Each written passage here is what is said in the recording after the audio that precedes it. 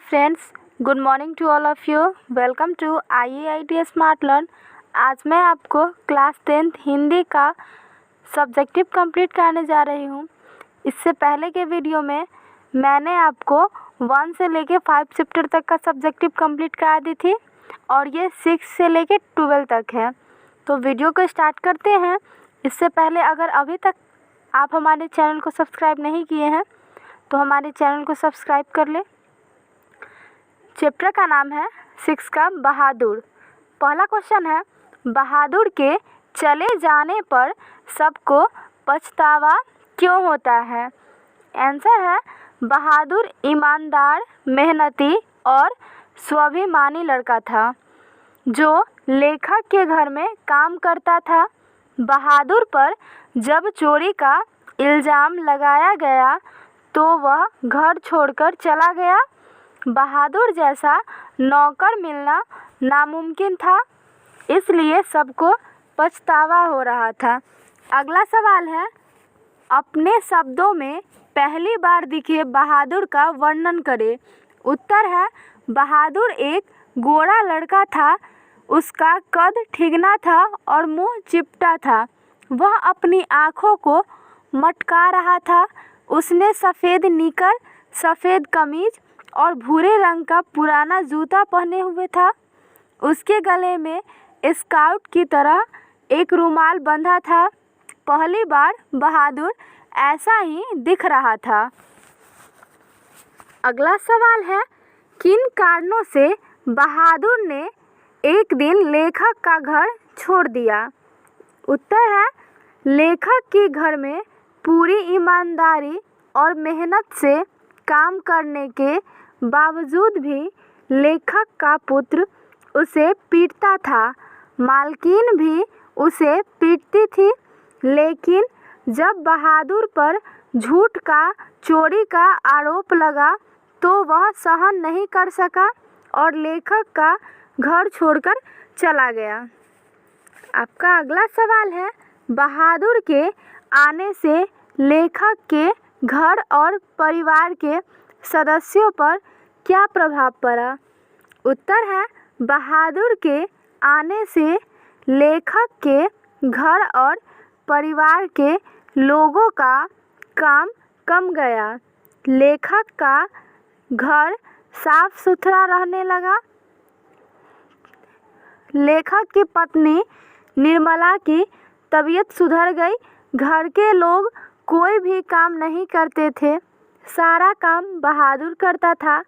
लेखक का बेटा किशोर तो रात में उससे मुक्की भी लगवाता था। अगला सवाल है, बहादुर अपने घर से क्यों भागा था? उत्तर है, बहादुर के घर में माँ और एक भैंस थी। माँ भैंस से बहुत प्यार करती थी। एक दिन बहादुर ने उस भैंस को खूब पीटा। उसके बाद माँ के मार के डर से वह घर छोड़कर भाग गया। आपका अगला सवाल है, लेखक को क्यों लगता है कि नौकर रखना बहुत ज़रूरी हो गया था?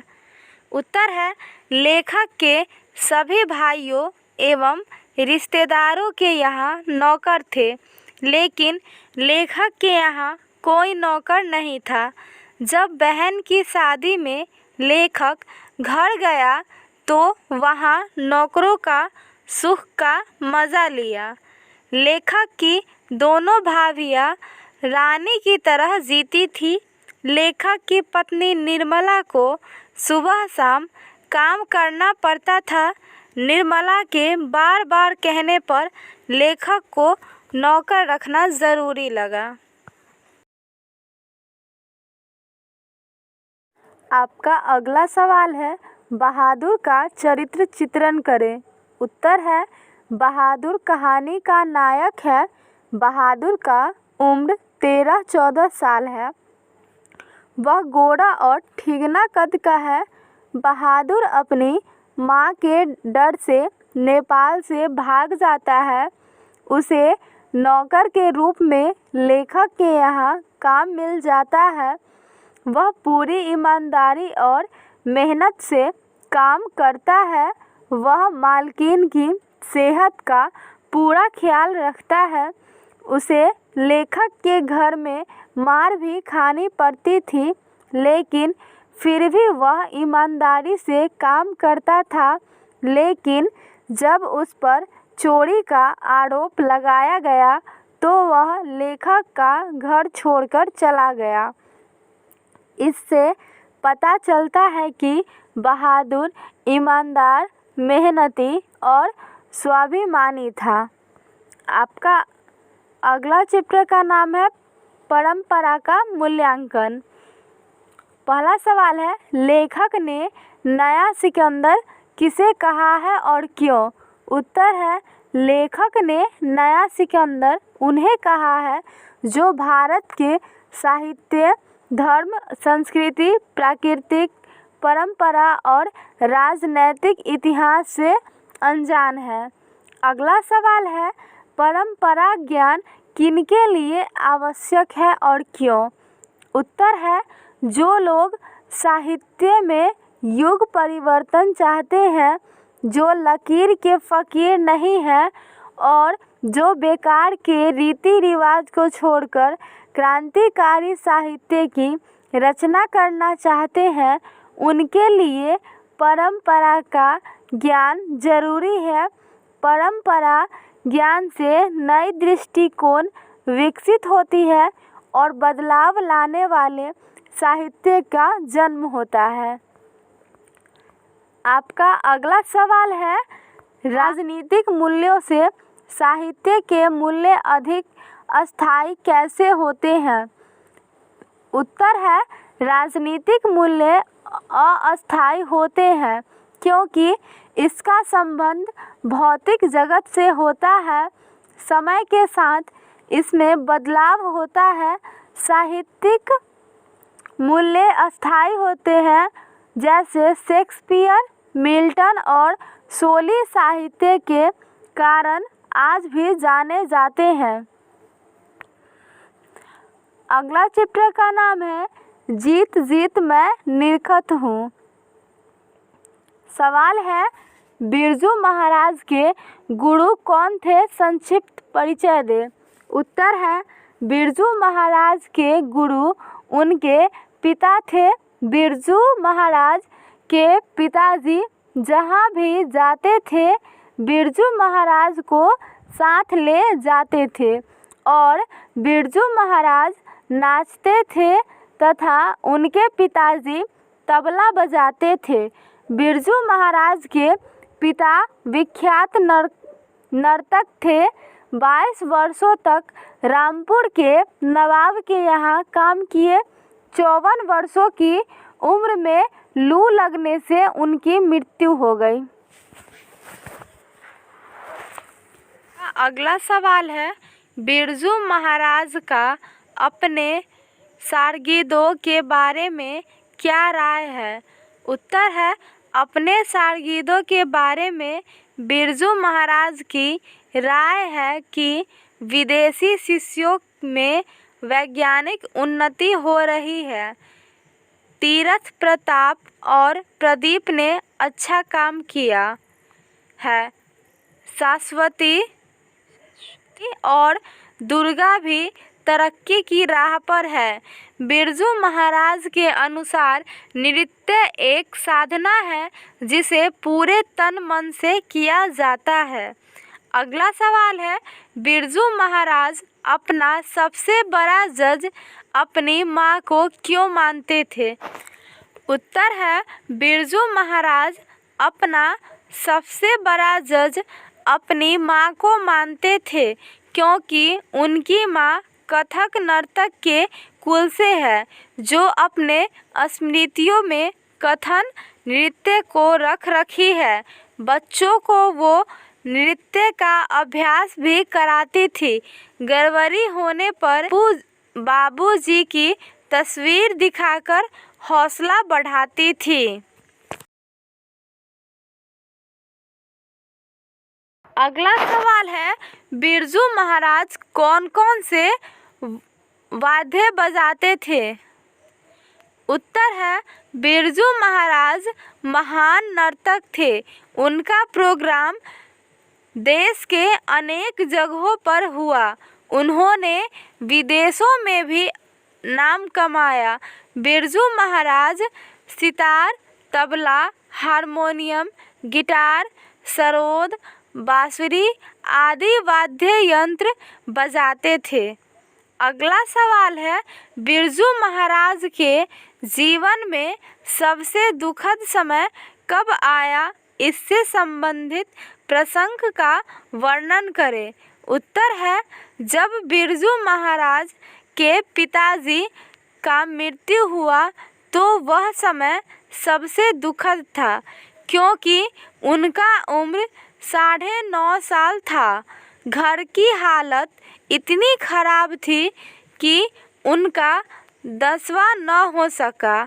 इसके बाद बिरजू महाराज ने 2 कार्यक्रम किया और 500 रुपये जमा हुआ, तब जाके 13वीं हुई। पिता की मृत्यु और वैसी हालत में नाचना बिरजू महाराज के लिए सबसे दुखद समय था। अगला सवाल है नृत्य की शिक्षा के लिए पहले बिरजू महाराज किस संस्था से जुड़े और वहां किनके संपर्क में आए? उत्तर है नृत्य की शिक्षा बिरजू महाराज को अपने पिता से मिली, लेकिन दिल्ली में उन्होंने हिंदुस्तानी डांस म्यूजिक संस्था में दाखिला लिया था, जहां निर्मला जोशी थी। बाद में हिंदुस्तानी डांस अकादमी से जुड़े, जहां कपिला जी और लीला कृपलानी थे। अगला सवाल है लखनऊ और रामपुर से बिरजू महाराज का क्या संबंध है? उत्तर है लखनऊ और रामपुर से बिरजू महाराज का गहरा संबंध है।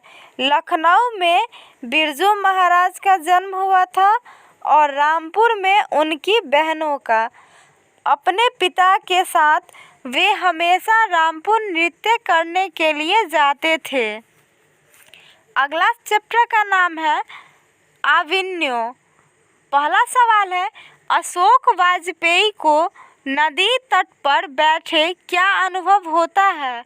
उत्तर है अशोक वाजपेयी जी दक्षिण फ्रांस की रोन नदी के किनारे पर बैठे हुए हैं और उन्हें ऐसा लगता है कि नदी के धारा के साथ वे भी बह रहे हैं।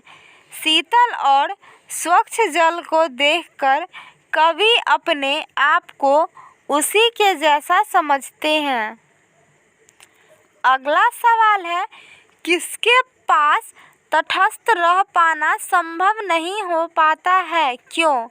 उत्तर है नदी और कविता के पास तटस्थ रह पाना संभव नहीं है, क्योंकि मनुष्य के पास हृदय है, इसलिए वह नदी की धारा और कविता के भाव के साथ बहने लगता है। अगला सवाल है आविन्यो क्या है और वह कहाँ अवस्थित है? उत्तर है आविन्यो फ्रांस का एक पुराना नगर है जो रोन नदी के तट पर अवस्थित है। अगला चैप्टर का नाम है मछली। सवाल है मछली और दीदी में क्या समानता दिखलाई पड़ती है?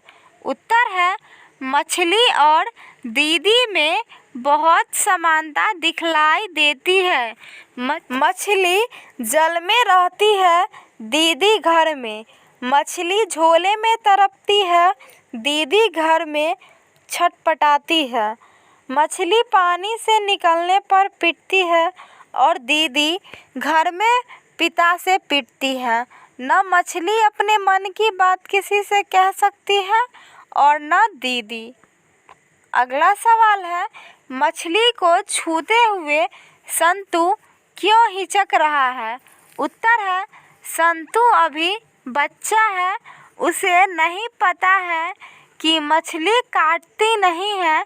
बड़े भाई के कहने पर वह एक बार मछली को छूता है लेकिन जल्दी ही हाथ हटा लेता है।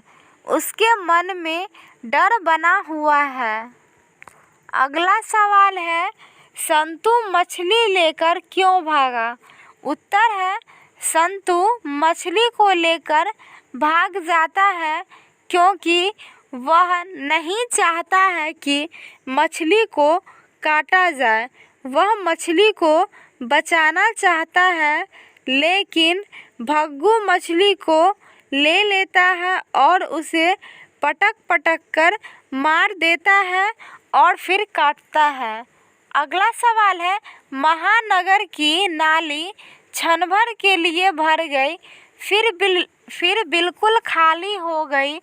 सप्रसंग व्याख्या करें। उत्तर है, प्रस्तुत पंक्ति मछली कहानी से लिया गया है। इसके लेखक विनोद कुमार शुक्ल है। इस पंक्ति के माध्यम से लेखक यह बताना चाहते हैं कि लड़का लड़की में भेद करने से समाज खराब हो जाता है। जिस तरह नरेन पिताजी के डर से नहान घर में जाता है और बाल्टी उलट जाती है और सारा पानी क्षण भर के लिए नाली में भर जाता है और उससे मछली की गंध आती है और घर में फैल जाती है, उसी तरह लड़का लड़की में भेदभाव करने से समाज में बुराई फैल जाती है। अगला चैप्टर का नाम है नौबत खाने में इबादत। पहला सवाल है, बिस्मिल्लाह खां मतलब बिस्मिल्लाह खां के शहनाई। एक कलाकार के रूप में बिस्मिल्लाह खां का परिचय दे पाठ के आधार पर। उत्तर है, बिस्मिल्लाह खां जब हाथ में शहनाई लेकर बजाते थे तो शहनाई की आवाज़ सबको मदमस्त कर देता था। उनकी शहनाई में सरगम था, उन्हें ताल राग मालूम था, सातों सुर का सुहाना सफ़र शुरू हो जाता था। बिस्मिल्लाह खां को भारत रत्न पुरस्कार मिला था। बिस्मिल्लाह खां शहनाई के शाहसा थे और एक सच्चे कलाकार थे। अगला सवाल है, डुमराव की महत्ता किस कारण से है? उत्तर है, डुमराव की महत्ता दो कारणों से है। पहला कारण यह है कि इसके आसपास की नदियों के किनारों पर रीड नरकट नाम का घास पाया जाता है, जिसका उपयोग शहनाई बजाने में किया जाता है।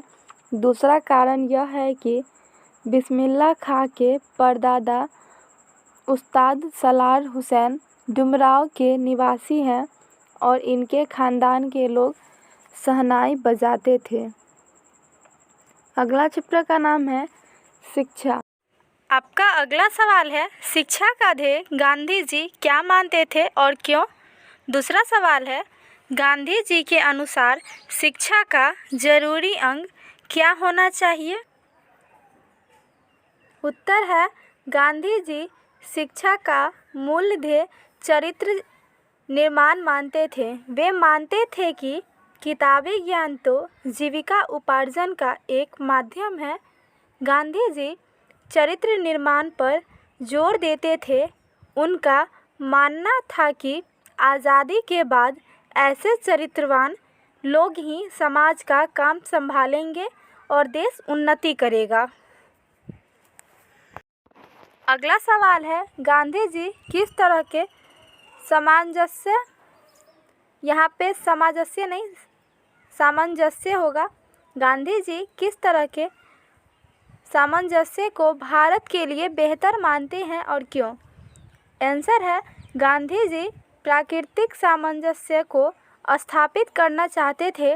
हमारे देश में विदेशी भी आकर बस गए थे।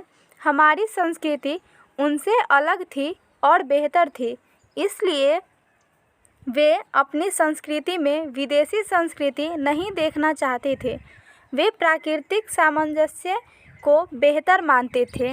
गांधी जी बढ़िया शिक्षा किसे कहते हैं? उत्तर है, गांधी जी सबसे बढ़िया शिक्षा सत्य और अहिंसा को मानते थे।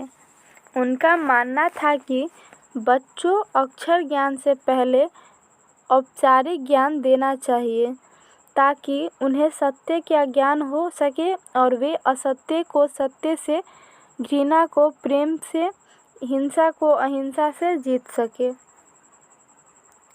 इस तरह से मैंने आपको पूरे 1 से 5 चैप्टर तक पहले वीडियो में और 6 से लेके 12 तक दूसरे वीडियो में मैंने आपको पूरा कंप्लीट करा दिए हैं। अगर आप इसे पूरा याद कर लेते हैं तो एग्ज़ाम में बहुत ही अच्छा मार्क्स ला सकते हैं। अगर आपने अभी तक हमारे चैनल को सब्सक्राइब नहीं किया तो सब्सक्राइब कर लें